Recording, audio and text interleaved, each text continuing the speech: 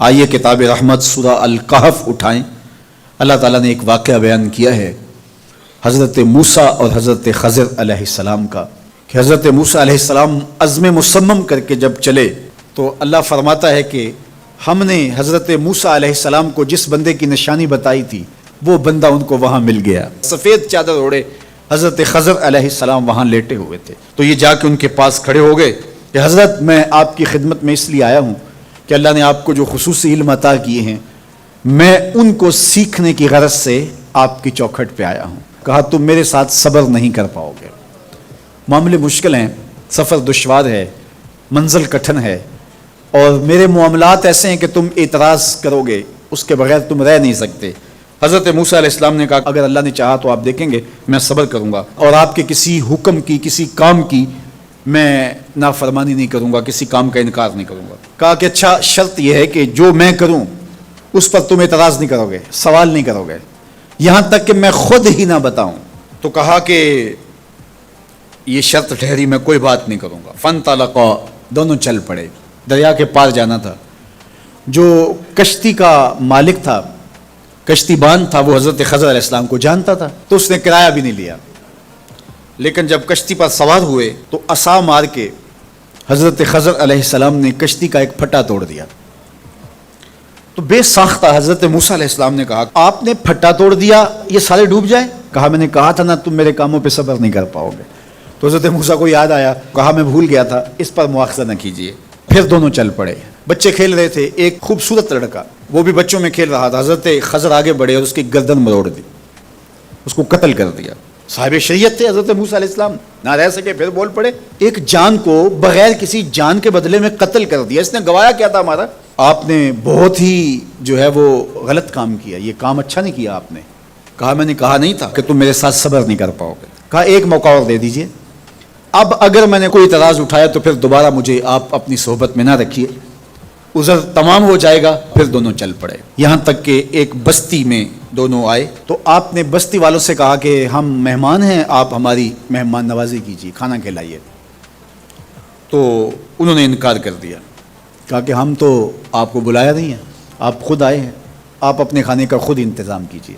گزر رہے تھے گلی سے تو ایک دیوار گرنا چاہ رہی تھی، تو جلدی سے اس دیوار کو مرمت کر دیا۔ کہا حضرت ہم اگر چاہتے تو اس پہ اجر لے سکتے تھے، انہوں نے ہمیں کھانا تک نہیں دیا اور ہم ان کی دیواریں سیدھی کر رہے ہیں۔ کہا اب تمہاری میری جدائی ہو گئی، تم نے یہ بھی اعتراض کر دیا۔ تو انہیں یاد آیا کہ وہ یہ بھی اعتراض ہو گیا، اب میں تمہیں بتاتا ہوں کہ یہ 3 کام میں نے کیوں کیے۔ اللہ اکبر۔ اب سنیے، قرآن ہمیں بتاتا ہے کہ ظاہری علم بھی ہوتا ہے لیکن کوئی باطنی علم بھی ہوتا ہے۔ کہا وہ پہلی بات کشتی والی سنو، یہ 2 مسکین بچوں کی کشتی تھی، ان کے گھر کا چولہا اس کی کمائی سے جلتا تھا۔ دریا کنارے کنارے ایک ظالم بادشاہ رہا تھا جو لوگوں کی کشتیاں چھین رہا تھا، ہم نے تھوڑا سا عیب لگا دیا، وہ ٹوٹی کشتی چھوڑ کے چلا گیا۔ اب وہ تھوڑے سے پیسے لگا کے کشتی مرمت کرا لیں گے، گھر کا چولہا جلتا رہے گا، بتاؤ اچھا کیا یا برا کیا؟ کہا رہی بات اس بچے کی جس کو ہم نے قتل کیا، اس کے ماں باپ مومن تھے، نیک تھے، صالح تھے، بچے نے بڑا ہو کے بہت برا ہونا تھا، ہم نے اس کو قتل کر دیا، اللہ اس کے بدلے ان کو بہتر اولاد دے گا۔ علماء تفسیر نے لکھا ہے اس بچے کے بدلے میں اللہ نے ان والدین کو ایک بیٹی عطا کی جس کی نسل سے 70 نبی پیدا ہوئے۔ دیوار کی کہانی بھی سن لیجئے، یہ شہر کے 2 یتیم بچوں کی دیوار تھی اور اس کے نیچے ان کا خزانہ تھا اور ان کا باپ بڑا نیک تھا۔ خزانہ دیوار کے نیچے ہے، دیوار گرنا چاہ رہی ہے، کسی معمولی دھکے سے گر جاتی۔ 2 ہی صورتیں تھیں، یا وہ بچے خود اپنا خزانہ اٹھا لیتے یا لوگ اٹھا کے لے جاتے۔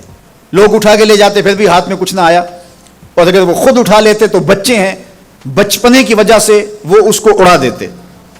تو ہم نے اس کے اوپر دیوار کھڑی کر دی، جب تک وہ اس قابل نہیں ہو جاتے کہ یہ خزانہ نکال کے اس کو صحیح مصرف پہ لگا سکیں اتنی دیر تک دیوار گرے گی نہیں۔ اللہ اکبر۔ وہ کسی وجہ سے دیوار قائم رہے گی، اور جب وہ اس عمر کو پہنچ جائیں گے جس عمر میں وہ اس خزانے کو سنبھال سکیں گے تو پھر دیوار خود بخود گر جائے گی اور یہ خزانہ نکال کر کے اپنے کام پہ لے آئیں گے۔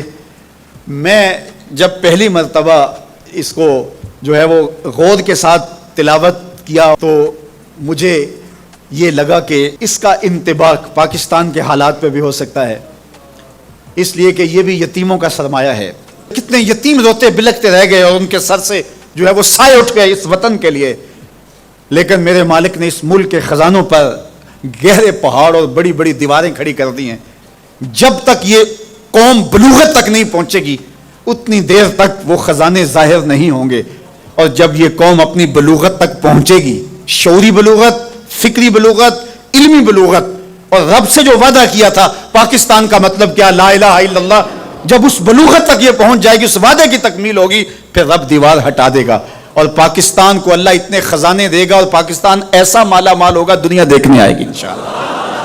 اس لیے رب نے دیواریں بنا کے رکھی۔ تمہارا باپ معین الدین چشتی بڑا نیک تھا، تمہارا باپ داتا گنج بخش علی حجویری بڑا نیک تھا، تمہارا باپ حضرت مجدد الف ثانی بڑا نیک تھا، ان کی وجہ سے میں دیواریں کھڑی کر رہا ہوں اور مضبوط حصار لگا رہا ہوں تمہارے خزانوں پر، اور وہ وقت آئے گا جب تم بلوغت کی عمر کو پہنچو گے، دیواریں ہٹ جائے گی اور تمہارا وطن زمانے پہ مہکتے پھول کی طرح اور چمکتے ستاروں کی طرح اور روشن آفتاب کی طرح چمکتا اور مہکتا دکھائی دے گا، اور زمانہ پاکستان دیکھنے آئے گا، پاکستان دنیا کی قیادت کرے گا انشاءاللہ۔